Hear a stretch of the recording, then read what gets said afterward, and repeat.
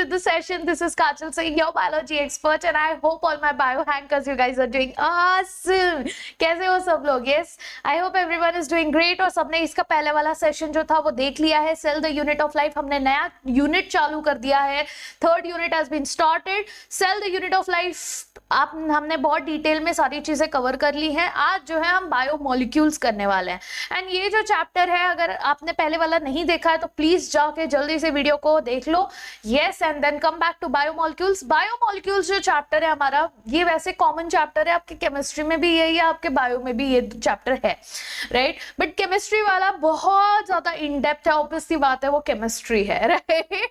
तो I would suggest, my personal suggestion, पहले आप अपना बायो का एनसीईआरटी का चप्पा चप्पा छान लें, जिसके लिए मैं हूं ना.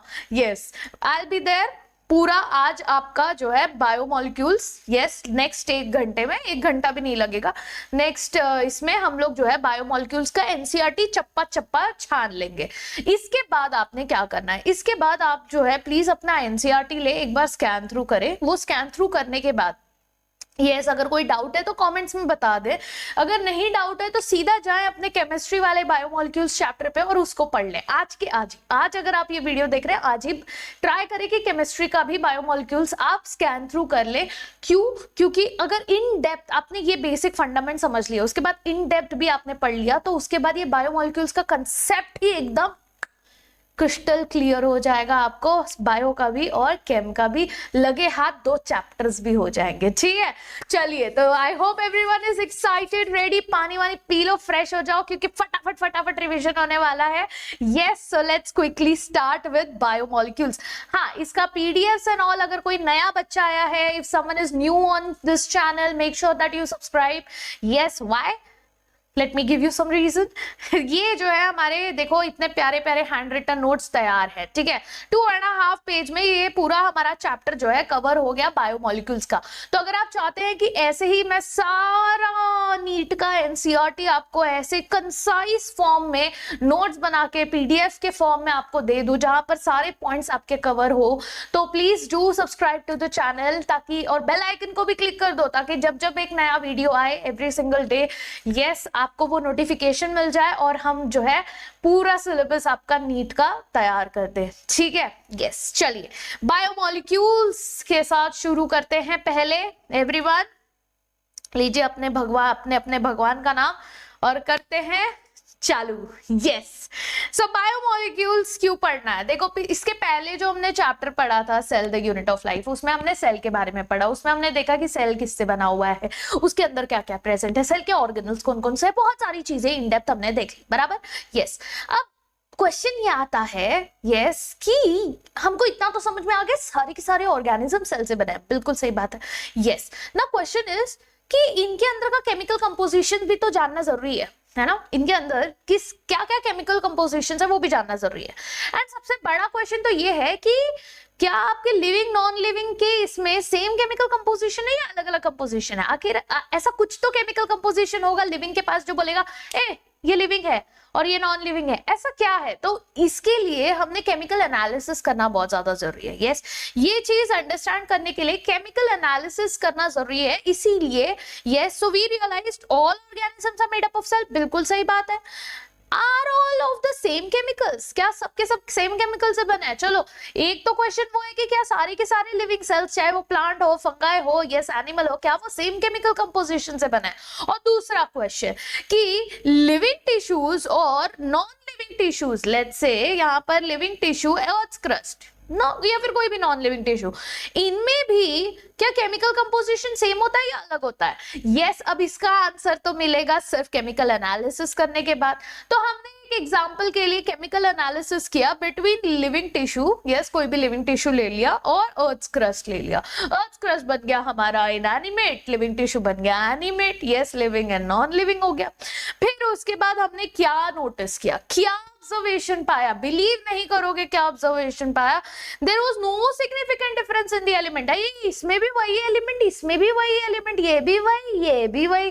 तो बोलोगे यार फिर मतलब क्या है, इसको लिविंग कैसे हुआ ये, फिर ये नॉन लिविंग कैसे हुआ, एलिमेंट्स तो सेम है, फिर किसी को चमका, अरे एलिमेंट के नाम सेम है ना, कंपोजिशन तो देखो परसेंटेज कितना है। और जब वो चीज नोटिस किया तो हमने देखा कि there was relative abundance of carbon and hydrogen, ये एलिमेंट्स का जो है बहुत ज्यादा बाकी एलिमेंट्स के कंपैरिजन में कार्बन एंड हाइड्रोजन की मात्रा जो थी वो काफी ज्यादा थी लिविंग टिश्यूज में। Yes, in living organism than in earth crust. Earth crust का टीएच कहां गया? अर्थ क्रस्ट, ठीक है। यस, अब क्वेश्चन ये आता है ए एनालिसिस किया कैसे, how to do this chemical analysis. बहुत ही प्यारा मेथड है, आप अपने हायर स्टैंडर्ड्स में आपको जो है एक्सपेरिमेंट के लिए भी ये चीज आएगी, ठीक है। अब इसमें क्या करना होता है, मोटर पेस्टल लेना होता है, ठीक है, वो जो घिसनी होती है ना, यस, मोटर और पेस्टल। तो मोटर पेस्टल में सॉरी मोटर पेस्टल लिया आपने, फिर उसमें क्या करना है, आपने लिविंग टिश्यू डालना है कोई भी, जैसे आपने जो है बनाना का पीस ले लिया, आपने जो है लीफ का पीस ले लिया, आपने जो है कैरेट का पीस ले लिया, उसको घिसना है। अब घिसने के लिए आपको कोई तो सॉल्वेंट भी चाहिए, वो सॉल्वेंट होगा आपका ट्राइक्लोरो एसिटिक एसिड, क्वेश्चन आता है एग्जाम में, ठीक है। ट्राइक्लोरो एसिटिक एसिड आपने जो है सॉल्वेंट लिया, उसके साथ अपने घिस घिस घिस घिस घिस घिस किया, और घिस के आपने बनाया थिक स्लरी। यस, क्या बनाया? होमोजेनस थिक स्लरी, यानी एकदम अब जब ऐसा लग रहा है ना कि अब कुछ पार्ट अलग अलग नहीं लग रहे, सब एक कलर के एक इसमें आ गए सोल्यूशन में। यस, तो ऐसे थिक स्लरी आपने बना दिया। अब ये थिक स्लरी को आप क्या करोगे, छानोगे। यस, अब छानने के लिए छन्नी चाहिए, जिसके लिए आप यूज करोगे चीज क्लॉथ।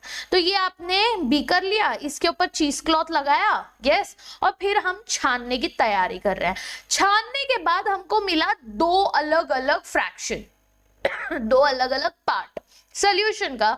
जो ऊपर रह गया था, आप ऑब्वियसली बात है, चाय छानते हैं तो कुछ चीजें ऊपर रह जाती है, बाकी चीजें नीचे चली जाती है। यस, चाय छानते हैं तो नीचे क्या चीजें चली जाती है, वही चीजें जो कि पानी में सोल्यूबल है, और जो चीजें नहीं है वो ऊपर रह जाती हैं, छन जाती हैं, जैसे कि आपका जो है चाय पत्ती है नॉल। यस, अब शुगर सोल्यूबल है, इसलिए शुगर चाय में चली जाती है, हाँ या ना? यस, तो यही चीज, दूध अभी पानी में सोल्यूबल है, इसलिए वो दूध पानी के साथ चला जाता है। सेम चीज यहां पर भी होता है, एकदम सेम चीज, कुछ अलग नहीं है। यहां पर भी ट्राइक्लोरो एसिटिक एसिड के साथ जो जो सोल्यूबल होगा वो नीचे चला जाएगा, तो वो कहलाएगा एसिड सोल्यूबल फ्रैक्शन। यस, जिसको कहते हैं फिल्ट्रेट। क्यों? फिल्टर हो गया ना, फिल्ट्रेट कहलाएगा। यस, और जो ऊपर रह गया एसिड इनसोल्यूबल है, मतलब वो एसिड में सोल्यूबल नहीं हुआ, तो एसिड इनसोल्यूबल फ्रैक्शन वो रह गया, इसीलिए उसको कहते हैं रिटेंटेट। क्या कहते हैं? रिटेंटेट, ठीक है। तो ये हमारा फिल्ट्रेट मिल गया, रिटेंटेट मिल गया। ऊपर वाला जो है एसिड इनसोल्यूबल है, नीचे वाला जो है एसिड सोल्यूबल है। बिल्कुल सही, चाय पत्ती वाला एग्जांपल याद रखना है, ठीक है। अब ये सब करने के बाद हमने क्या पाया, all carbon compounds found in living cells. जितने भी कार्बन कंपाउंड्स मिले, क्योंकि कार्बन हाइड्रोजन तो बहुत ज्यादा अधिक मात्रा में था, जितने भी कार्बन कंपाउंड्स मिले वो सारे के सारे कहलाते हैं हमारे बायोमोलिक्यूल्स। यस, जिसमें हमारा प्रोटीन्स आता है, लिपिड्स आता है, कार्बोहाइड्रेट्स आता है, यस, ऑयल्स आता है, फैट्स आता है, ये सारी चीजें हमारे बायोमोलिक्यूल्स में आती है। Living cell also have inorganic elements, सिर्फ ऑर्गेनिक नहीं, इनऑर्गेनिक एलिमेंट्स भी हैं इनमें। अब इनऑर्गेनिक एलिमेंट टिश्यू को जब अब इनऑर्गेनिक एलिमेंट्स को भी तो पता करना होगा। जैसे टिश्यू को यूज करके आपने ऑर्गेनिक केमिकल एनालिसिस करने जा रहे हो। अब केमिकल, आपने बोला मैम यही तो मिला है बस, इससे केमिकल एनालिसिस कैसे हो गया, कैसे पता चल गया कि क्या क्या है? तो उसके लिए हम लोग सेपरेशन टेक्निक्स यूज करते हैं। जैसे एक एग्जांपल है क्रोमेटोग्राफी। अगर आपको और कोई सेपरेशन टेक्निक पता है तो late me know in the comments below. Yes, बाकी स्टूडेंट्स को भी बताइएगा, जिसका आंसर एकदम परफेक्ट होगा उसका आंसर जो है पिन कर दिया जाएगा कमेंट।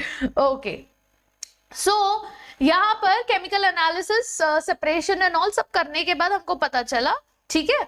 तो हम बायोमोलिक्यूल्स का डेफिनेशन के सारे कार्बन कंपाउंड जो कि लिविंग सेल में मिलते हैं, यस, बायोमोलिक्यूल्स कहलाते हैं, यस, ऑर्गेनिक मॉलिक्यूल्स कहलाते हैं।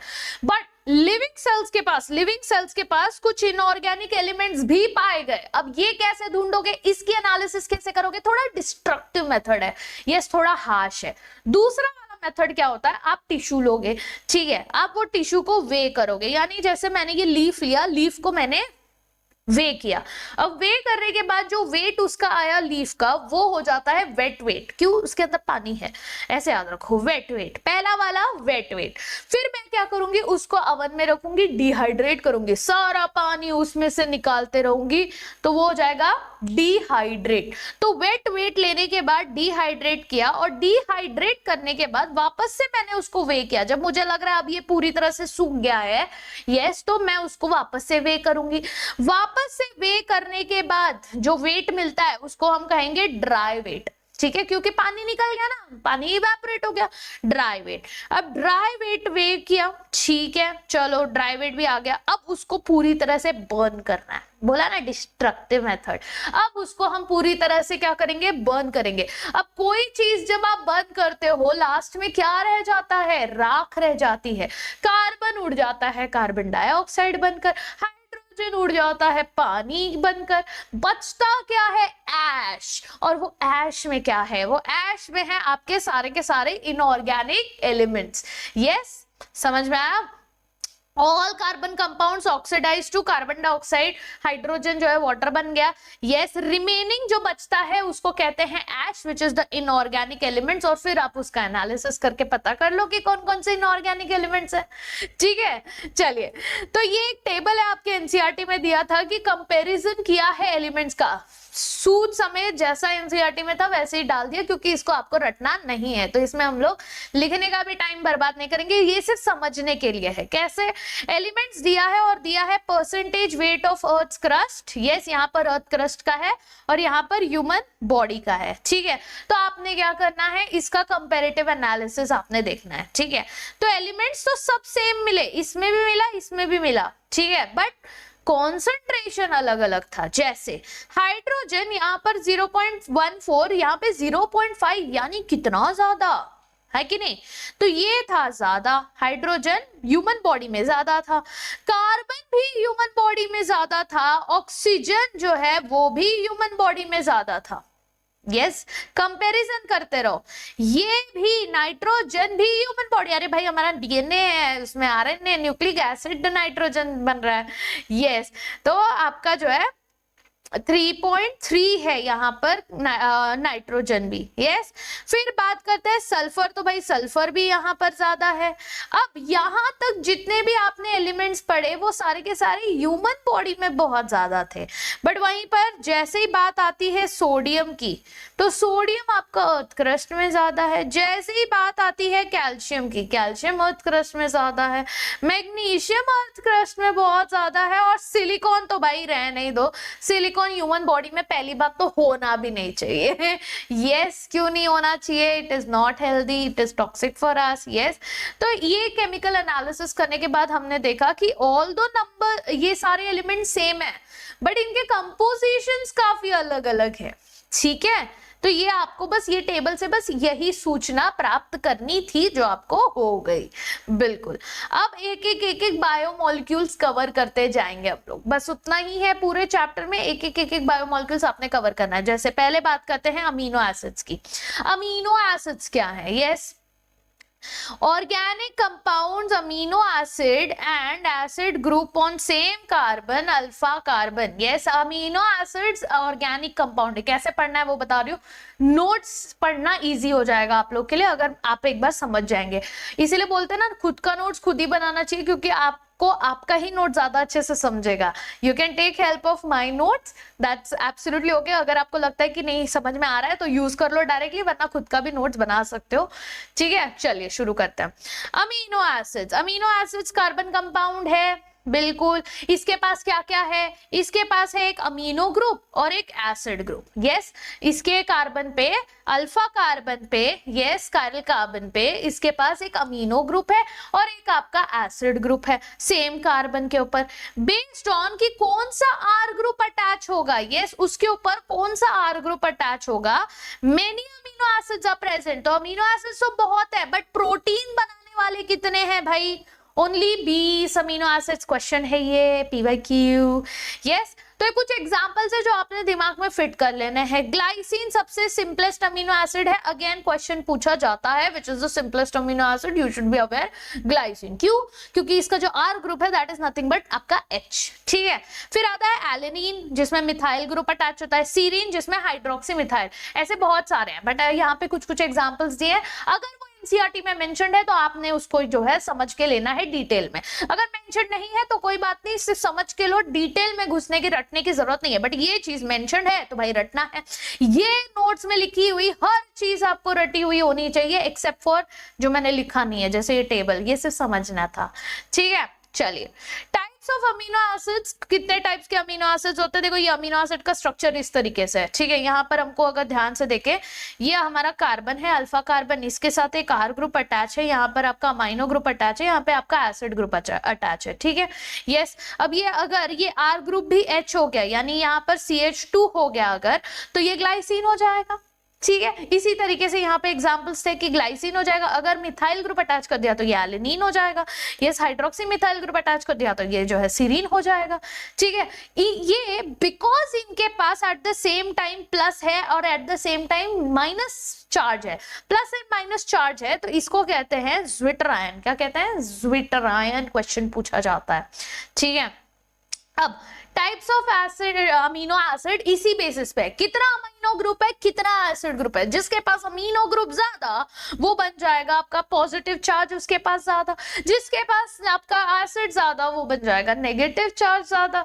यस, वैसे टाइप्स ऑफ अमीनो एसिड्स की बात करें तो यहाँ पर हमारे पास acidic amino acid, basic amino acids and neutral amino acids. Yes, pH, acidic amino acid, basic and आपका न्यूट्रल अमीनो एसिड। ये किस पे डिपेंड करता है? इन्हीं पे डिपेंड करता है, ठीक है। एसिड अमीनो एसिड का एग्जांपल दिया है जैसे glutamic acid, basic amino acid का एग्जांपल दिया है लाइसिन, न्यूट्रल अमीनो एसिड का एग्जांपल दिया है वैलिन, ठीक है।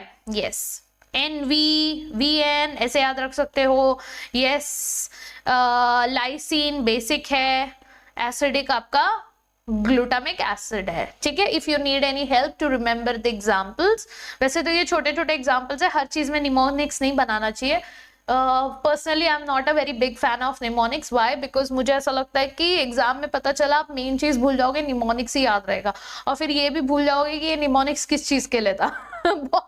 मेरे साथ हुआ है ऐसा, मुझे एक बहुत प्यारा सा निमोनिक्स मेरे एक सर ने दिया था और मैंने वो निमोनिक्स रट लिया, बट फिर मेरे को निमोनिक्स याद है बट मेरे को ये नहीं याद है कि ये निमोनिक्स के वो क्या था, मैंने प्रैक्टिस नहीं किया था, basically I didn't study well for that exam, but yeah that since then I have realised चुपचाप पढ़ाई करो।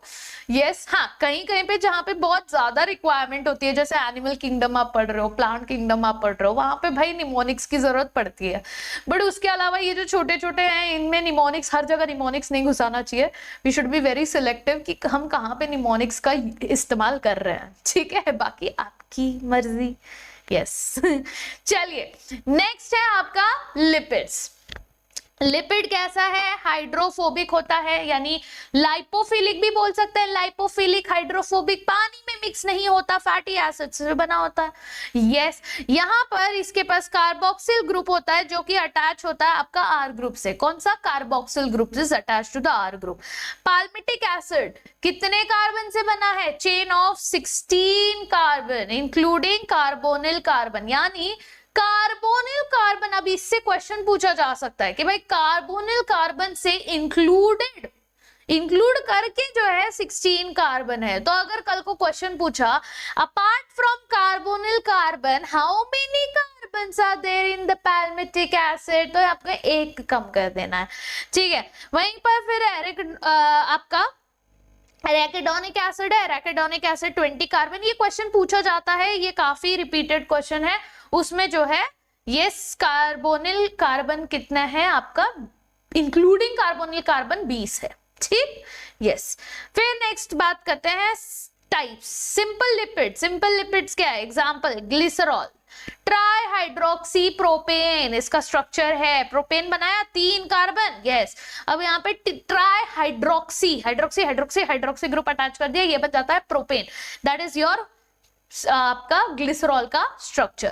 Fatty acids esterified with glycerol, fatty acids are esterified with the glycerols, ठीक है।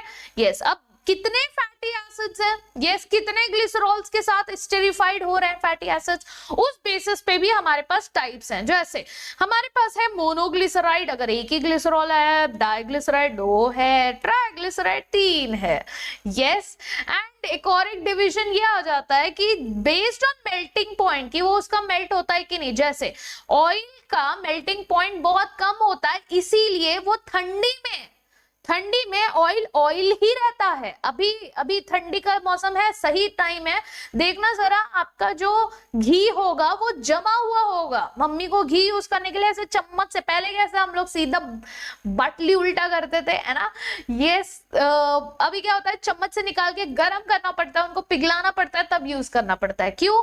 ये फैट जो है उसका मेल्टिंग पॉइंट काफी ज्यादा है विंटर में, इसीलिए वो जो है थोड़ा सॉलिडिफाई हो जाता है। आप कोकोनट जो आपका ऑयल है वो भी कैसे सॉलिडिफाई हो जाता है, बट आप normal cooking oil and all kitchen में जाके चेक करना, उस पे कोई असर नहीं पड़ा है, वो ऑयल ऑयल ही है। क्यों? क्योंकि उसका मेल्टिंग पॉइंट बहुत कम है। ठीक है। फॉस्फोलिपिड्स क्या है? अगर आपके लिपिड्स के पास फॉस्फोरस ग्रुप अटैच हो गया तो वो बन जाता है आपका फॉस्फोलिपिड्स। ठीक है।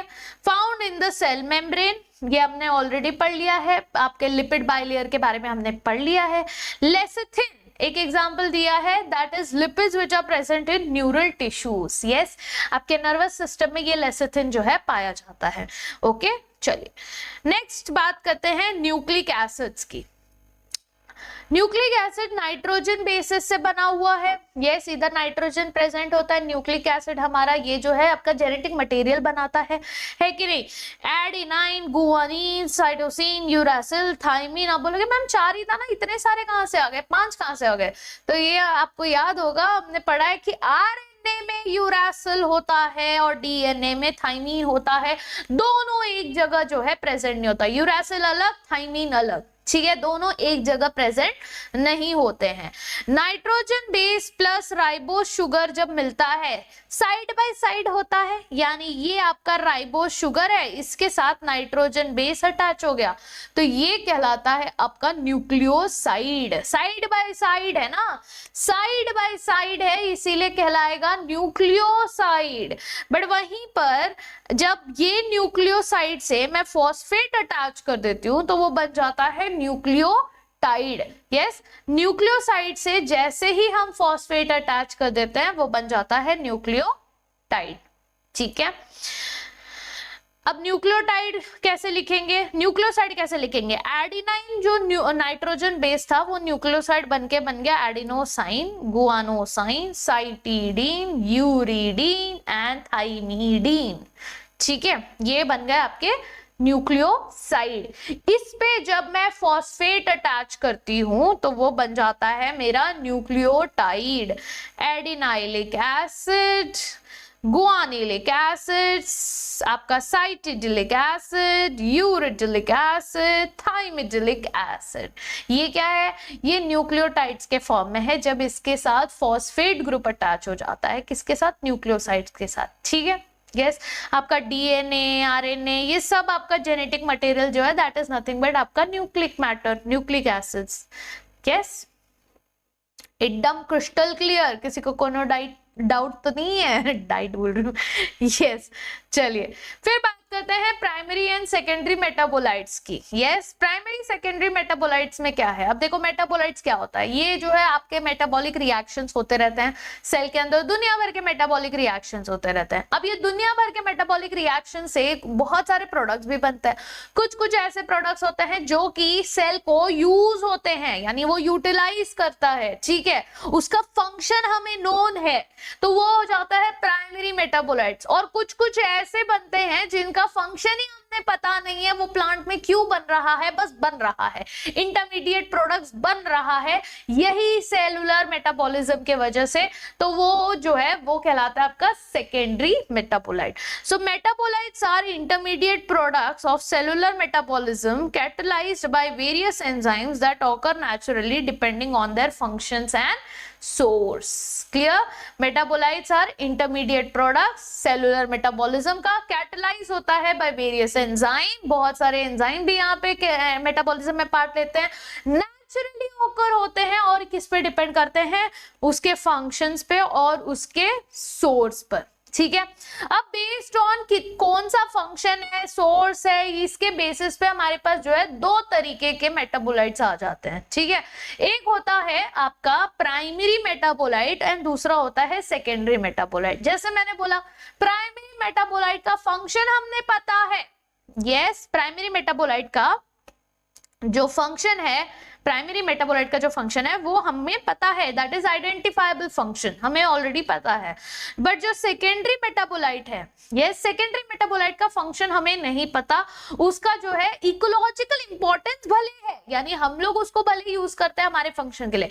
प्राइमरी का आइडेंटिफाइबल फंक्शन है, यस, और सेकेंडरी का इकोलॉजिकल इंपॉर्टेंस है, उसका कोई प्लांट्स के लिए उसका कोई आइडेंटिफाइबल फंक्शन हमको नहीं पता, हमें बस इतना पता है कि भाई उसका इकोलॉजिकल इंपॉर्टेंस है, ठीक है। यहाँ पर कुछ एग्जांपल्स दिए हैं, पिगमेंट्स दिए हैं, यस, जैसे कि आपका कैरोटिनॉइड्स, एंथोसाइनिन एक्सेट्रा, ये भी आपको रटना नहीं है, बस पढ़ के लेना है कि कल को अगर क्वेश्चन पूछ लिया कि इसमें से कौन सा सेकेंडरी मेटाबोलाइट है तो एक दो बार आप पढ़ लोगे तो ऑलरेडी आपका क्लियर हो जाएगा, ठीक है, यस। फिर कैरोटिनॉइड्स, एंथोसाइनिन एक्सेट्रा, अल्कलॉइड्स में आ जाता है मॉर्फिन, कोडीन एक्सेट्रा, टर्पेनॉइड्स में आपका monoterpenes, diterpenes etcetera, essential oils में lemon grass oil etcetera, toxins में abrin and ricin, yes, lectins में आपका कॉनकेवलिन ए, ड्रग्स में आपका vinblastine, curcumin etcetera, and polymeric substances में रबर, गम, सेलुलोज, ये सारी चीजें जो कि प्लांट्स में उतनी ज्यादा यूज नहीं आ रही बट हम उसका यूज कर रहे हैं ना, we have used all these things for multiple purposes, इसका बहुत इकोलॉजिकल इंपॉर्टेंस हमारे लिए है। Lastly let's talk about bio macromolecule, समझते हैं कि ये क्या है, ठीक है। बायोमैक्रोमोलिक्यूल्स, जो वापस याद करो वो छानने का प्रोसीजर, यस, जब हमने वो चीज छानी थी, वो सोल्यूशन को जब हमने छाना था तो हमें मिला था acid soluble insoluble fraction, yes, हमें क्या मिला था, एसिड इनसोल्यूबल फ्रैक्शन मिला था। उसमें क्या क्या है, proteins, nucleic acid, polysaccharides and lipids, ये सारी चीजें हमें उसमें मिली थी, किसमें, एसिड इनसोल्यूबल फ्रैक्शन में, protein, nucleic acid, polysaccharides and lipids, ये सारी चीजें हमें वहां पर मिली थी। ये जो है इनका जब देखा गया कि ये क्यों नहीं सोल्यूबल हुए और इनको जब एनालिसिस किया गया तो हमने देखा इनका जो मॉलिक्यूलर वेट था दैट वाज इक्वल और मोर देन 10 किलो डाल्टन्स, ठीक है, 10,000 डाल्टन्स, याद कर लो, 10,000 डाल्टन्स का इनका क्या था, मॉलिक्यूलर वेट था, उससे भी ज्यादा था इनफैक्ट, यस, एक्सेप्ट एक बायोमैक्रोमोलिक्यूल, वो था आपका लिपिड। लिपिड का जब हमने मॉलिक्यूलर वेट देखा तो वो सिर्फ 800 डाल्टन आ रहा था, बट लिपिड के साथ साथ प्रोटीन, न्यूक्लिक एसिड, पॉलीसैकेराइड्स, ये सब जो है आपके बायोमैक्रोमोलिक्यूल्स में आते हैं। आप बोलोगे मैम लिपिड के साथ ऐसा क्यों हुआ, क्योंकि जब आपने इतना घिसिंग किया ना तो वो घिसिंग के वजह से आपका ऑब्वियस सी बात है, आप स्लरी बना रहे हो तो अंदर का चीज एक्सपोज होना चाहिए सेल के, तो आपने सेल मेम्ब्रेन का क्या कर दिया, डिसरप्शन कर दिया, एकदम तोड़ दिया, उसको घिस दिया। अब वो तोड़ने की वजह से उसका जो मॉलिक्यूलर वेट था अब वो कम हो गया, ठीक है, इसीलिए जो है लिपिड एक एक्सेप्शन बन जाता है कि वो आपके एसिड इनसोल्यूबल पार्ट में नहीं आ पाता, नीचे चला जाता है, but still that is considered as biomacromolecule, macro मतलब बड़ा वाला मॉलिक्यूल। और फिर अगर किसी मॉलिक्यूल्स का 10 किलो डाल्टन से, अगर 10,000 डाल्टन से कम है अगर मॉलिक्यूलर वेट, तो वो बायो माइक्रोमोलिक्यूल्स कहलाता है। क्या कहलाता है, bio micromolecules. Is this clear everyone? Yes, easy PG, ठीक है, चलिए। तो यहाँ पर हमने इतनी चीजें समझ ली, ये पूरे पेज में हमने देख लिया कि भाई बायोमोलिक्यूल्स में हमने क्या क्या जो है आपके सेल्स के अंदर क्या है, कंपैरिजन कर दिया, सेलुलर एनालिसिस पढ़ लिया, यस, ये लिपिड्स क्या होते हैं वो देख लिया, न्यूक्लिक एसिड क्या होते हैं, मेटाबोलाइट्स क्या होते हैं, अमीनो एसिड्स क्या होते हैं, ये बेसिक चीजें हमने कर ली। अब बात करेंगे वो इंपॉर्टेंट आपके मैक्रोमोलिक्यूल्स की। स्टार्ट करते हैं हम पॉलीसैकेराइड से। पॉलीसैकेराइड्स में क्या है? These are long chains of sugar monosaccharides. Polysaccharide बोला ना, पॉली मतलब ज्यादा, किसका ज्यादा, कौन सा ज्यादा, क्या ज्यादा है, सैकेराइड ज्यादा है। तो जैसे आपके जो सैकेराइड्स होते हैं, यस, मोनोसैकेराइड्स का जब आप चेन बना देते हैं तो वो बन जाता है आपका polysaccharides. Easy, yes, it is basically अब इसमें भी होमोपॉलीसैकेराइड भी आता है और हेटेरोपॉलीसैकेराइड भी आता है। यानी होमोपॉलीसैकेराइड में सारे के सारे जो मोनोसैकेराइड यूनिट है वो सारे के सारे सेम होंगे। जैसे एग्जांपल दिया है starch, glycogen, cellulose, amylose, amylopectin, आपका काइटिन एंड आपका इन्यूलिन। यस, इन्यूलिन किसका है? फ्रुक्टोज का। जैसे फ्रुक्टोज है तो फ्रुक्टोज का लंबा सा चेन बना दिया तो बन जाता है homopolysaccharide inulin. Clear? Yes, glucose का लंबा सा चेन बना देता है वो बोलता है स्टार्च है। ठीक है, तो ये बन जाता है आपका होमोपॉलीसैकेराइड। फिर आता है हेटेरोपॉलीसैकेराइड में, जहां पर यूनिट्स अलग अलग हैं, different unit. Yes, different unit. जैसे एग्जांपल है आपका hyaluronic एसिड एंड हेपारिन। ये क्या है? ये हेटेरोपॉलीसैकेराइड है। ठीक है, क्लियर एवरीवन? यस, अब बात करते हैं स्ट्रक्चर्स की। तो देखो इनका स्ट्रक्चर जो है, लंबा चेन बोला मैंने, यस, बट यहाँ पर देखो मैंने इस तरीके से ये बनाया है। ये आपका एक लंबा चेन और यहाँ पर ऐसे ऐसे ऐसे जो है ये ब्रांचेस प्रेजेंट होते हैं। और इनका जब आप राइट साइड देखते हैं, इनका जब राइट साइड आप देखते हैं तो राइट साइड रिड्यूसिंग साइड होता है। ठीक है, और जो लेफ्ट एंड होता है वो आपका नॉन रिड्यूसिंग होता है। तो राइट साइड रिड्यूसिंग है, लेफ्ट एंड जो है वो आपका नॉन रिड्यूसिंग हो जाता है। एग्जाम्पल दिया है, जैसे यहाँ पर हमने जो स्ट्रक्चर आपके एनसीईआरटी में भी दिया है, ग्लाइकोजन।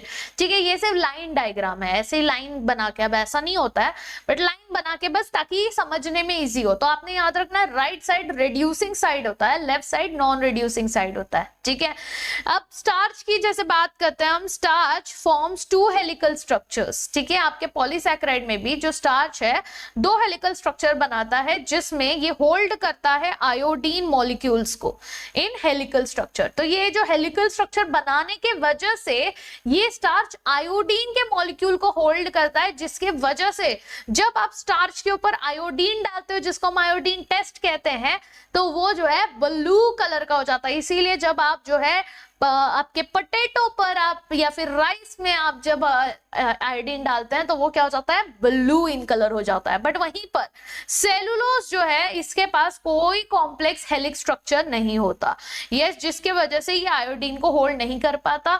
तो ये क्या हो जाता है? ये दिखा देता है कि भाई नहीं, इसके पास जो है आयोडीन टेस्ट में ये फेल हो गया। समझ में आया? तो जिसके पास हेलिक्स होगा वो आयोडीन टेस्ट को पॉजिटिव रिजल्ट देगा, जिसके पास नहीं होगा वो नेगेटिव रिजल्ट देगा। Is this clear everyone? ठीक है, फिर नेक्स्ट बात करते हैं, वेरी इंपॉर्टेंट हमारा proteins. Yes, very very important building block of our body, protein. Protein किससे बना है? इट इज अ पॉलीमर, है ना। प्रोटीन भी क्या है? प्रोटीन भी एक पॉलीमर है अमीनो एसिड का, जो कि जुड़ा हुआ है किससे? बोलते हैं पॉलीपेप्टाइड, जुड़ा हुआ है पेप्टाइड बॉन्ड से। किससे? पेप्टाइड बॉन्ड से। ठीक है, या ये जो है सारे के सारे, अब इसमें होमोपॉलीमर नहीं आएगा। जैसे सैकेराइड में आपने बोला ना होमोसैकेराइड्स, यहां पर होमोपॉलीमर नहीं होगा। Proteins are never homopolymer. एक ही अमीनो एसिड का चेन बना के आप कोई भी प्रोटीन नहीं बना सकते हैं। ठीक है, आपको वो जो 20 अमीनो एसिड्स थे उन्हीं के कॉम्बिनेशंस को यूज करके आपको प्रोटीन बनता है। इसीलिए ये जो है हेटेरोपॉलीमर कहलाता है। डिफरेंट अमीनो एसिड्स की जरूरत होती है, सेम अमीनो एसिड्स की जरूरत नहीं होती है। ठीक है, अमीनो एसिड्स कहां बन रहा है? बॉडी के अंदर अगर बन रहा है, बहुत सारे अमीनो एसिड्स हैं जो आपके बॉडी के अंदर बनते हैं। तो अगर वो बॉडी के अंदर बन रहा है तो हमको किस बात की टेंशन? अरे अपना ही, वो बोलते हैं ना घर की खेती है, बन रही है, चिल मारो। तो हम उसको ज्यादा भाव नहीं देते। वो बोलते हैं ना घर की मुर्गी दाल बराबर, बिल्कुल वैसा ही हो जाता है। तो जो अमीनो एसिड्स हमारे बॉडी के अंदर बन रहे हैं उसको हम ज्यादा भाव नहीं देते हैं, इसीलिए हम उनको कह देते हैं भाई जा तू नॉन एसेंशियल है। ठीक है, और जो आपके बॉडी के अंदर बन नहीं रहे, यस, जिसका ज्यादा इंपॉर्टेंस हमको है कि भाई ये तो बॉडी के अंदर बन नहीं रहा लेकिन हमको तो चाहिए, अमीनो एसिड्स तो इंपॉर्टेंट है। प्रोटीन कैसे बनेगा? तो अमीनो एसिड चाहिए बट वो बॉडी के अंदर बन नहीं रहा, तो आपको कहां से मिलेगा? डाइट से मिलेगा, खाना खा के मिलेगा। एंड ये जो है एसेंशियल अमीनो एसिड्स बन जाते हैं। क्यों? क्योंकि आपको वो डाइट से मिलता है। ठीक है, यस, तो डाइट से मिलने वाला essential amino acid no, why? Because they are not made in the body. Okay, example दिया है यहाँ पर कोलाजन एंड रुबिस्को का। Yes, collagen most abundant protein in animal and rubisco का दिया है most abundant protein in whole biosphere. Yes, so please do remember that कि collagen क्या है? मोस्ट अबंडेंट प्रोटीन है, एनिमल के अंदर मोस्ट अबंडेंट प्रोटीन है, और रुबिस्को क्या है? प्रोटीन है विच इज पूरे बायोस्फीयर में। ये कहाँ पढ़ेंगे हम लोग रुबिस्को? यस, ये आपका फोटोसिंथेसिस, रेस्पिरेशन, ये चैप्टर में आएगा रुबिस्को, ठीक है, प्लांट्स में होता है। और अगर पर्टिकुलरली एनिमल्स की बात करें तो भाई कोलाजन सबसे ज्यादा इंपॉर्टेंट होता है, ठीक है, आजकल बहुत ट्रेंडिंग भी है। फिर बात कहते हैं स्ट्रक्चर ऑफ प्रोटीन्स की। स्ट्रक्चर ऑफ प्रोटीन्स, ये प्रोटीन स्ट्रक्चर्स अपना कैसे बनाते हैं, ठीक है। तो स्ट्रक्चर ऑफ प्रोटीन जो है, यहाँ पर आपको 4 अलग अलग स्ट्रक्चर्स देखने मिल रहे हैं, ठीक है। तो वैसे यहाँ पर आपको दिख रहे हैं 5, तो 4 क्यों बोला मैम? मतलब 4 लेवल के आपको जो है स्ट्रक्चर्स देखने मिल रहे हैं। जैसे ये है आपका प्राइमरी लेवल, ये दोनों मिलकर सेकेंडरी लेवल, ये है आपका टर्शियरी, और ये है आपका क्वार्टरनरी, ठीक है। तो प्राइमरी, सेकेंडरी, टर्शियरी एंड ये आपका हो जाता है क्वार्टरनरी स्ट्रक्चर। अब जैसे जैसे लेवल बढ़ेगा वैसे वैसे कॉम्प्लेक्सिटी भी बढ़ेगी, बिल्कुल, यस।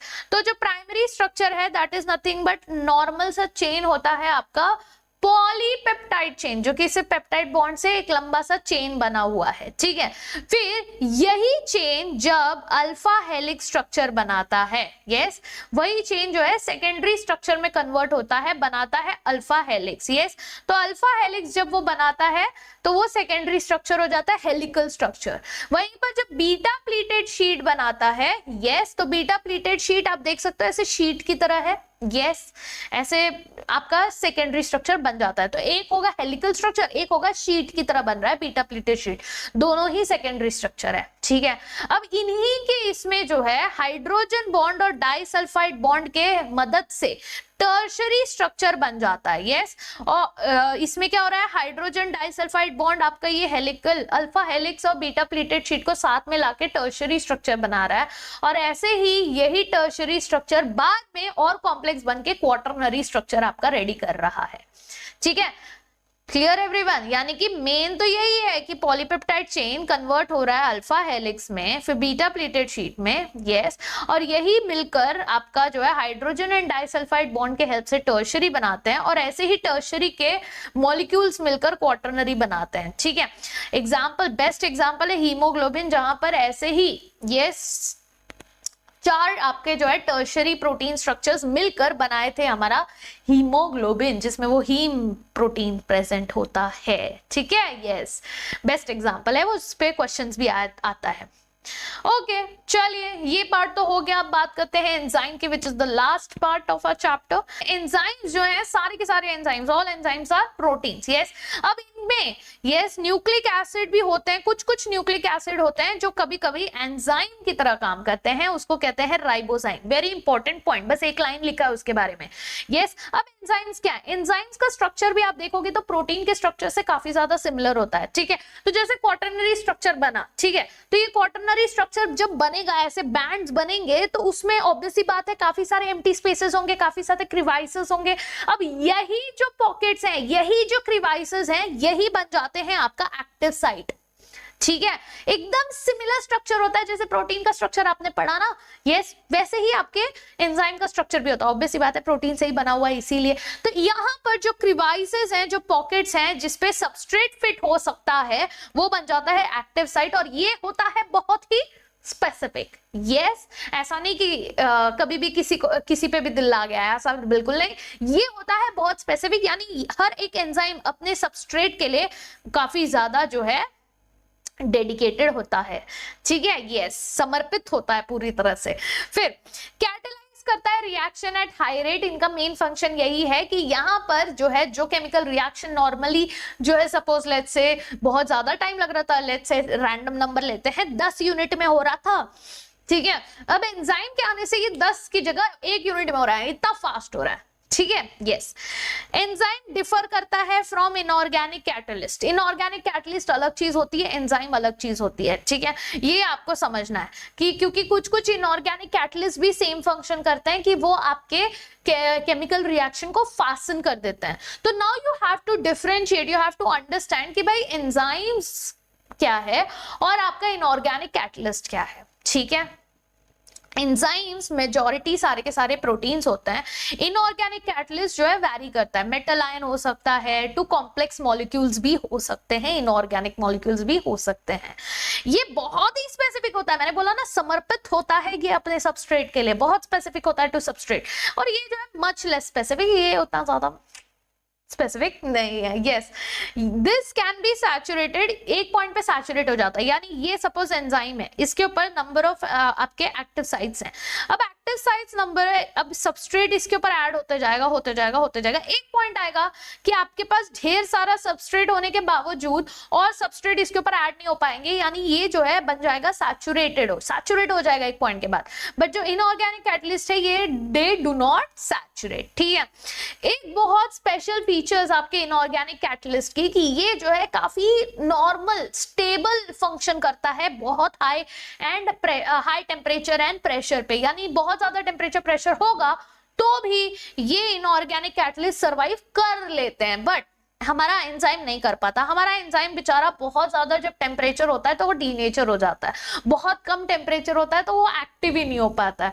तो उसको जो है एक ऑप्टिमम टेम्परेचर, प्रेशर, पीएच, सारी चीजें एक ऑप्टिमम लेवल पर चाहिए होती है।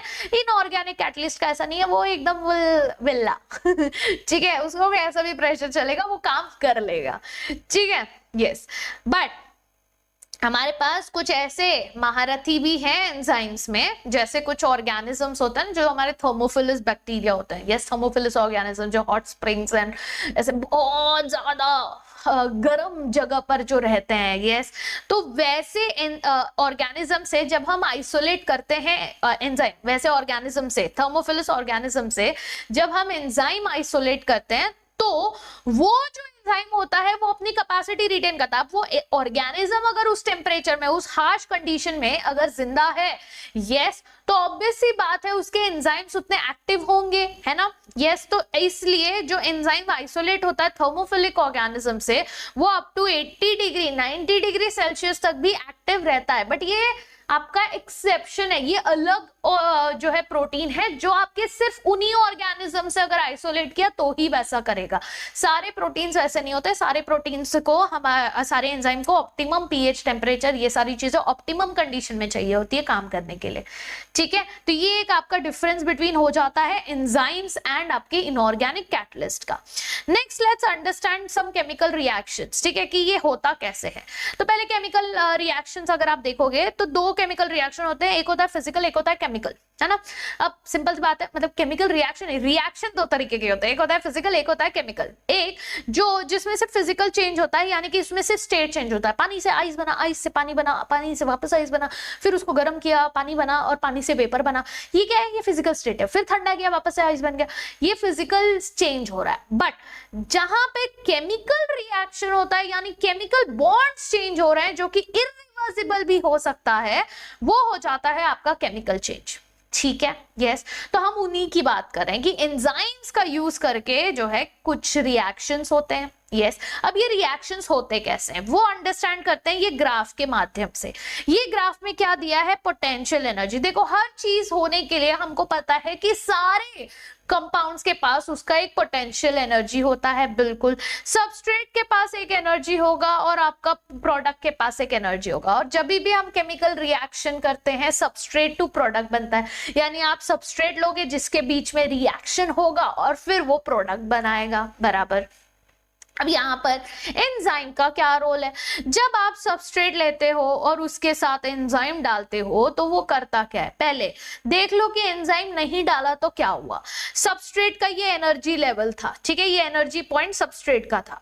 अब सबस्ट्रेट ना जब प्रोग्रेस होता है केमिकल रिएक्शन, यस, तो वो एक ट्रांजिशन स्टेट में जाता है, ठीक है, यस। ट्रांजिशन स्टेट क्या है, एक इंटरमीडिएट प्रोडक्ट बनता है जो कि बहुत हाई इन एनर्जी होता है और काफी अनस्टेबल होता है, और वो इंटरमीडिएट प्रोडक्ट बनने के बाद फाइनल प्रोडक्ट बनता है। तो वो आपने केमिस्ट्री में बहुत डिटेल में ऑलरेडी पढ़ के रखा है, तो हम उस पर टाइम बर्बाद नहीं करेंगे। ये आपका सबस्ट्रेट का एनर्जी है, तो ये जो है ऊपर जाता है थोड़े टाइम के लिए, ट्रांजिशन स्टेट पे आता है जिसमें आपका ट्रांजिशनल प्रोडक्ट इंटरमीडिएट प्रोडक्ट बनेगा जो कि काफी अनस्टेबल होता है, और फिर फटाक से जो है नीचे आ जाएगा, एनर्जी बन जाएगा प्रोडक्ट स्टेबल। देखो सबस्ट्रेट का एनर्जी ज्यादा है प्रोडक्ट से, ठीक है। ऐसा जब होता है तो उसको कहते हैं एक्सोथर्मिक रिएक्शन। जब एनर्जी लेवल आपका प्रोडक्ट का लोअर होता है सबस्ट्रेट से, तो वो कहलाता है एक्सोथर्मिक रिएक्शन। बट उससे फर्क नहीं पड़ता, एक्सोथर्मिक हो एंडोथर्मिक हो कैसा भी हो, उसको जो है सर्टेन एक्टिवेशन एनर्जी की जरूरत पड़ती है, बराबर। ये एक्टिवेशन एनर्जी क्या है भाई, ये है difference of average energy content of substrate from transitional state. यानी आपका सबस्ट्रेट का एनर्जी और ट्रांजिशनल स्टेट का जो एनर्जी का ये पार्ट है, डिफरेंस है, ये वाला पार्ट, ये है आपका एक्टिवेशन एनर्जी, EA जो लिखा हुआ है यहाँ पर, ये विदाउट एंजाइम जो है इतना एनर्जी लगा, ठीक है। फिर हमने क्या किया, हमने उसमें एंजाइम ऐड कर दिया, देखते हैं अब क्या होगा। एंजाइम ऐड करने से ये जो एनर्जी का एक्टिवेशन था वो कम हो गया, ठीक है, जिसके वजह से अब ये फटाक से ट्रांजिशन स्टेट में जाके फटाक से प्रोटीन बना। यानी हमने एंजाइम डालकर जो एक्टिवेशन एनर्जी था उसको छोटू कर दिया, यानी एंजाइम डालकर हमने जो आपका ट्रांजिशन स्टेट बन रहा था, जो टाइम लेके बन रहा था, अब वो फटाक से बन के फटाक से प्रोडक्ट दे रहा है आपको, समझ में आया। इस तरीके से आपका एंजाइम क्या करता है, आपके रिएक्शंस को फास्ट कर देता है, ठीक है। चलो, तो एंजाइम, तो बेसिकली एंजाइम क्या करता है, bring down this activation energy, ठीक है। अब एंजाइम का एक्शन क्या है, एंजाइम जो है आपका काम कैसे करता है, एंजाइम सबस्ट्रेट के साथ जो है जब डालते हैं रिएक्शन के लिए, सबस्ट्रेट जो है एंजाइम पे बाइंड करता है, बनाता है एंजाइम सबस्ट्रेट कॉम्प्लेक्स। फिर ये जो है केमिकल रिएक्शन उसके अंदर होगा, कुछ गुगलुगु होगा, और फिर उसके बाद जो है बनेगा एंजाइम एंड प्रोडक्ट, ठीक है। एंजाइम एंड प्रोडक्ट बनने के बाद अब एंजाइम अपना अकेले बोलेगा हो गया मेरा काम हो गया, चल निकल जाओ, यस, और ये आपका प्रोडक्ट बाहर हो जाएगा। फिर एंजाइम वापस से जाएगा और भी सबस्ट्रेट्स को ऐड करता रहेगा, प्रोडक्ट में कन्वर्ट करता रहेगा। यही फंक्शन है आपके एंजाइम का, ठीक है। ये खुद केमिकल रिएक्शन में पार्टिसिपेट नहीं करता, बट ये जो है कंटिन्यूअसली क्या करता रहता है, केमिकल रिएक्शन करता रहता है। Easy, yes. चलिए, अब कुछ फैक्टर्स भी तो होंगे जो इनको अफेक्ट करते होंगे, यस। सो फैक्टर्स जो कि आपके एंजाइम के एक्टिविटी को अफेक्ट करते हैं, तो ऐसे हमारे पास कुछ फैक्टर्स हैं। जैसे बात करते हैं टेम्परेचर, पीएच की, ये हमने ऑलरेडी डिस्कस कर लिया। मैंने आप लोगों को बताया था कि हमारा जो क्या बोलते हैं एंजाइम होता है वो प्रोटीनेशियस होता है, बिल्कुल सही, यस। ये जो है जब बहुत ज्यादा लो टेम्परेचर होता है, देखो यहाँ पर लो टेम्परेचर है, ठीक है, तो ये एक्टिव नहीं है, ठीक है। एक्टिविटी, एंजाइम की एक्टिविटी कम है, क्यों, क्योंकि ये ऑप्टिमम टेम्परेचर पे पहुंचा ही नहीं। फिर ना टेम्परेचर बढ़ाते हैं, तो जैसे जैसे टेम्परेचर बढ़ा रहे हैं वैसे वैसे वैसे वैसे वैसे क्या हो रहा है कि आपका प्रोटीन की एक्टिविटी भी बढ़ रही है, और जैसे ही एक पॉइंट पहुंचता है, this is your optimum temperature, जहां पर आपकी एंजाइम की एक्टिविटी मैक्सिमम होती है। और फिर अगर आपने उससे ज्यादा बढ़ा दिया तो भी कम हो जाएगी, और बहुत ज्यादा कर दिया तो ये तो डीनेचर ही हो जाएगा, काम ही नहीं करेगा। तो इसीलिए हमको ये इस तरीके का ग्राफ मिलता है। अब सेम ग्राफ हमको पीएच के लिए भी मिलता है, बहुत कम पीएच है, बहुत कम पीएच, यस, तो ये ऐसा होगा। फिर ये ऑप्टिमम पीएच के पास पहुंच रहा है, ऑप्टिमम पीएच पे इसकी एक्टिविटी मैक्सिमम है, फिर ये वापस अपने आप और बढ़ा दिया तो कम हो जाएगा। तो इस तरीके से ये ग्राफ हमको मिलता है। हाई पे ये डीनेचर हो जाता है, लो पे ये इनएक्टिव रहता है, यानी इसको ऑप्टिमम टेम्परेचर चाहिए ही होता है।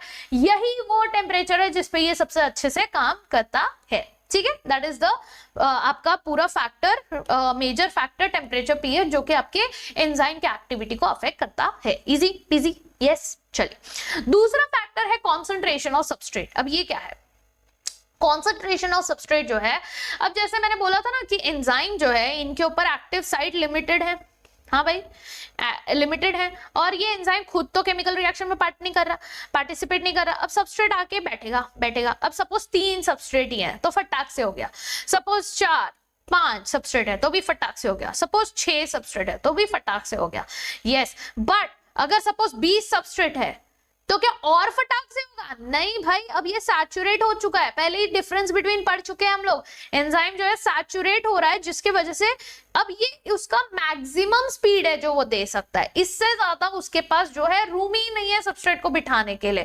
तो इट्स बिकॉज ऑफ सैचुरेशन एक जो है वेलोसिटी उसकी मैक्स हो जाती है। तो इनका ग्राफ कैसे बनता है ध्यान दो, ये इस तरीके का ग्राफ दिखता है। यहां पर देखो, अब सबस्ट्रेट कॉन्सेंट्रेशन एकदम 0 है तो एंजाइम की वेलोसिटी, जो रिएक्शन की वेलोसिटी है वो भी कम है।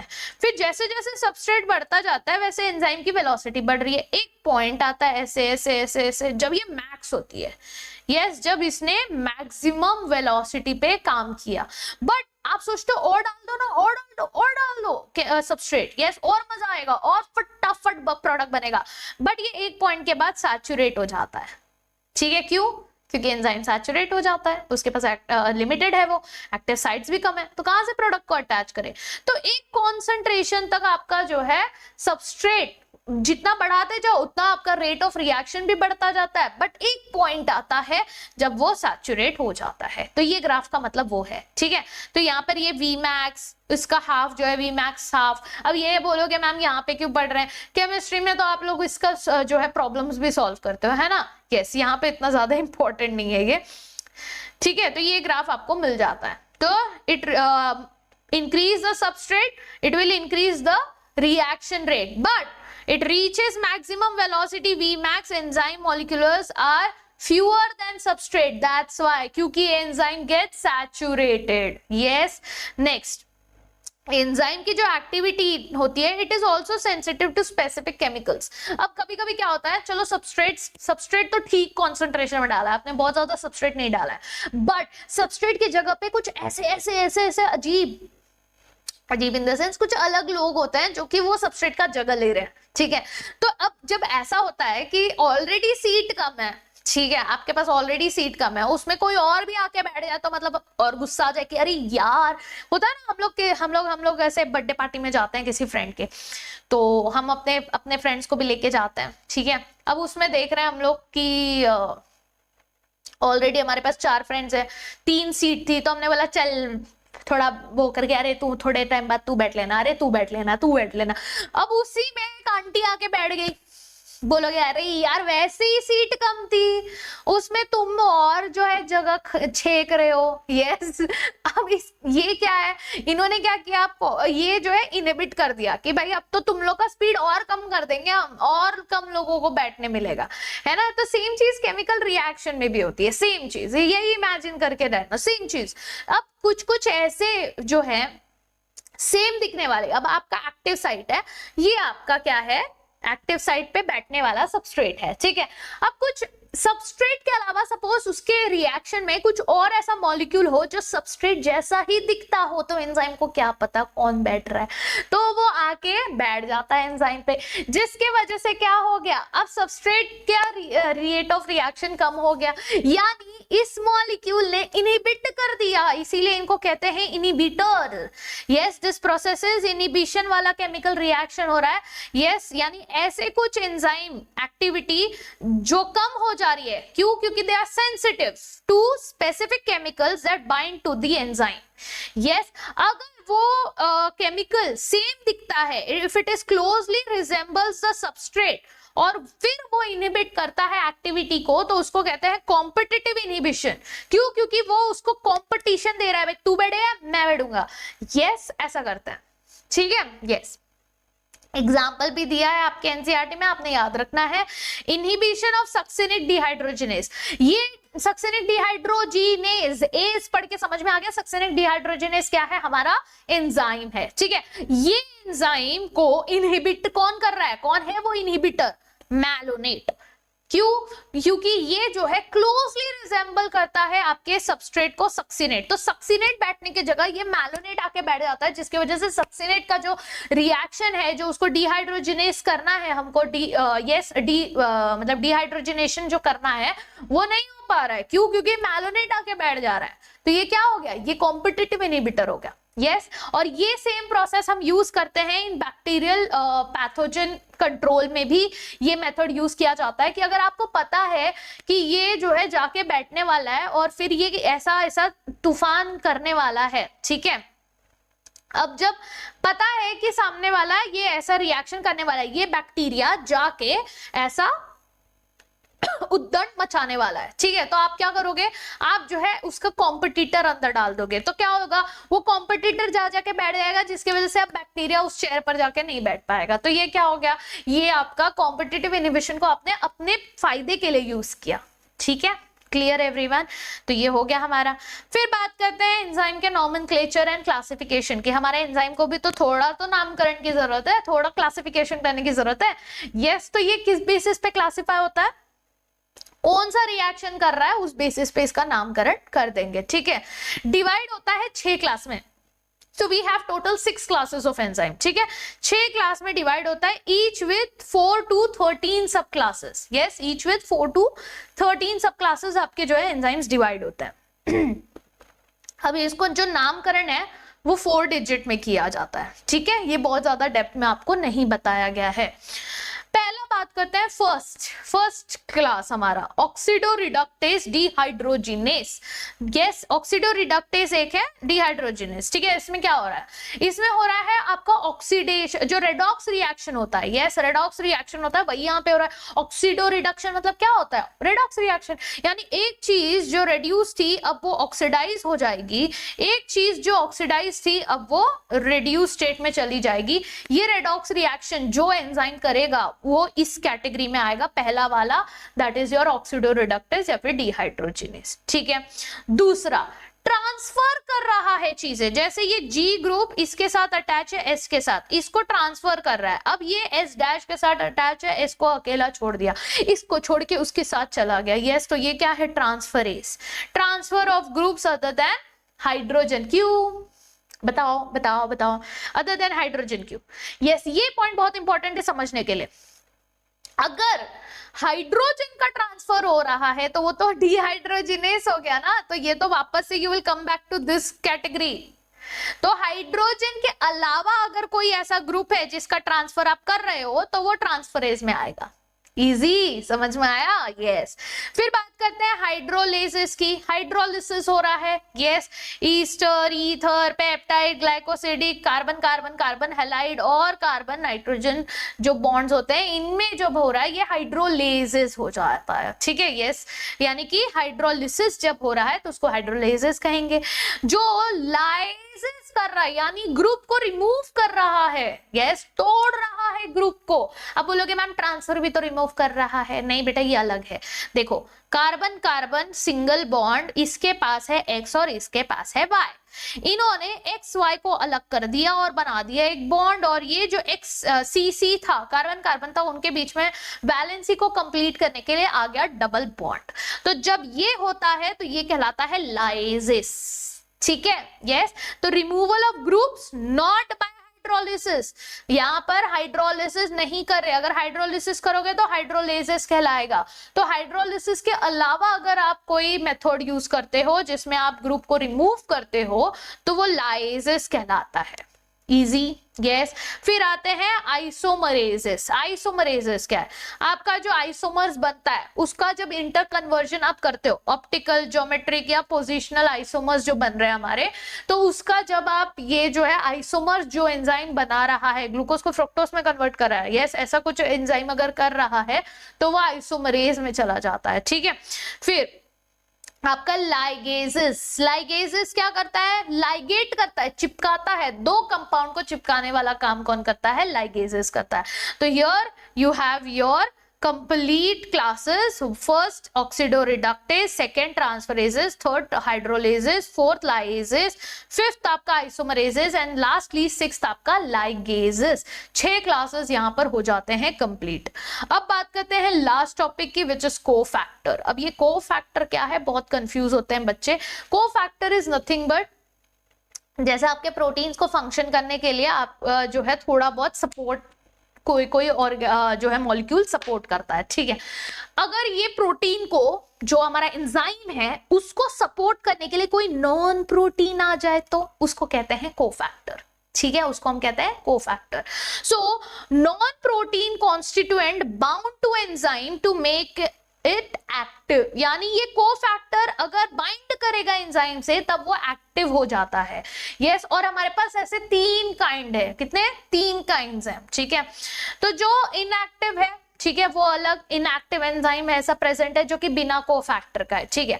अगर मैंने उसके ऊपर टाइटली बाउंड एक ऑर्गेनिक मॉलिक्यूल चिपका दिया जिसके वजह से एंजाइम काम करने लगा, तो वो कहलाते हैं प्रोस्थेटिक ग्रुप। तो prosthetic groups are organic tightly bound molecules जो कि अटैच होते हैं एपोएंजाइम से।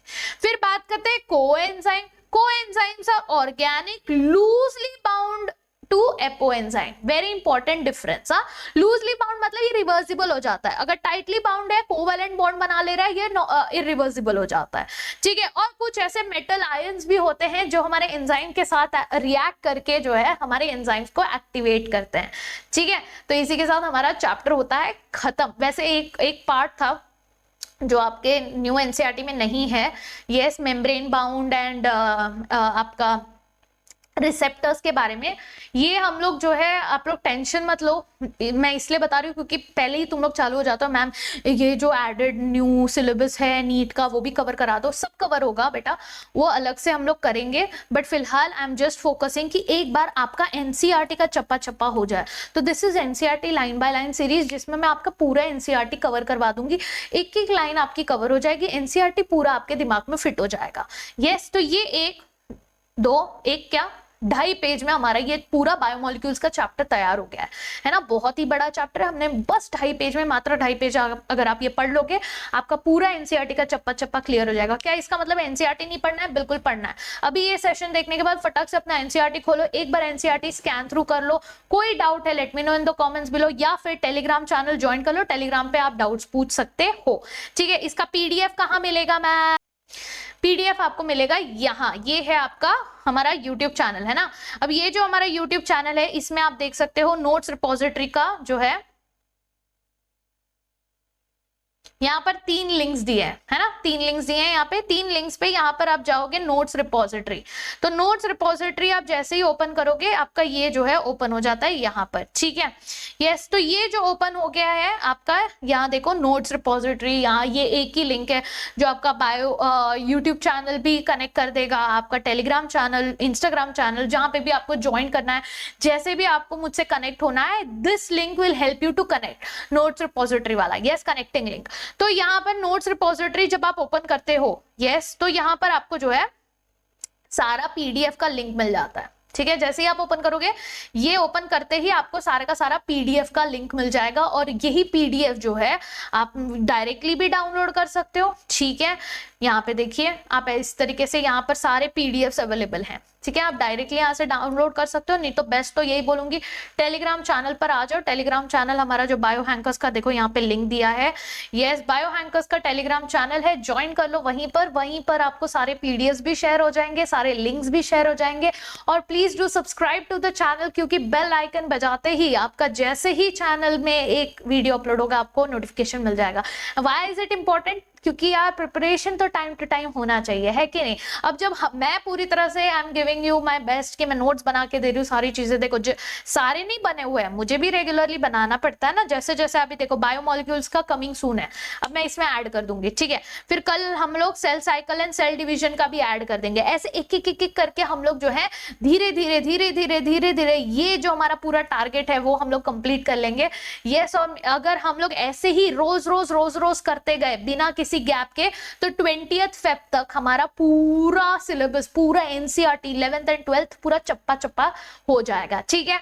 तो if you guys are excited about it कि हाँ यार 1 महीने के अंदर हमने पूरा क्रैश कोर्स कंप्लीट कर लिया, so please hit the like button अगर अभी तक नहीं किया है तो, and let me know in the comments below, let me also know कि who all students are watching the video and कौन कौन जुड़े हुए हैं जो एंड तक वीडियो देख रहे हैं। Yes, and we shall definitely crack NEET this time. कुछ भी कर लेंगे, नीट क्लियर करेंगे। नीट का जो एडिशनल सिलेबस है वो भी मैं करवाऊंगी। जैसे ही हमारा ये पार्ट कंप्लीट हो जाता है, ये भी इंपॉर्टेंट है ना, ये पार्ट कंप्लीट हो जाता है वैसे ही स्टार्ट कर देंगे एडिशनल सिलेबस भी। तब तक ये ऐसा क्यों कर रही हूँ मैं, सिर्फ एनसीईआरटी, फिलहाल एनसीईआरटी पे क्यों फोकस कर रही हूँ, ताकि साइड बाय साइड आप बोर्ड्स का भी प्रिपेयर करते रहे, है ना। बोर्ड्स एकदम आ गया है नजदीक, तो इस टाइम पर मैं फोकस कर रही हूँ कि आपका नीट का भी सिलेबस होता रहे और आपका जो है बोर्ड्स का भी प्रिपरेशन होता रहे, किसी में भी कोई भी कॉम्प्रोमाइज नहीं होना चाहिए, ठीक है। तो इसीलिए फिलहाल मैं सिर्फ एनसीईआरटी से स्टिक होके ही आपको सारी चीजें करवा रही हूँ। जैसे ये हो जाएगा वैसे ही हम जो है एडेड सिलेबस भी चालू कर देंगे, ठीक है। मजा आया? Yes, late me know in the comments अगर मजा आया तो। और अपने फ्रेंड्स लोग के साथ जरूर शेयर करें ये नोट्स कि भाई देखो यहाँ पर ये सारी चीजें मिल रही हैं। अगर आप शेयर करेंगे तब जाके लोगों को पता चलेगा। यहाँ पर आप बाकी के वीडियोस देखने के लिए यहाँ पर पूरा प्लेलिस्ट हमारा रेडी है, तो आप जो है पूरा देख सकते हैं, ठीक है। सारे चैप्टर्स का प्लेलिस्ट जो है एवरीथिंग इज रेडी, ठीक है। चलिए, that's it from my side guys, मिलते हैं नेक्स्ट सेशन के लिए कल। Till then, tatas, bye bye, take care and see या।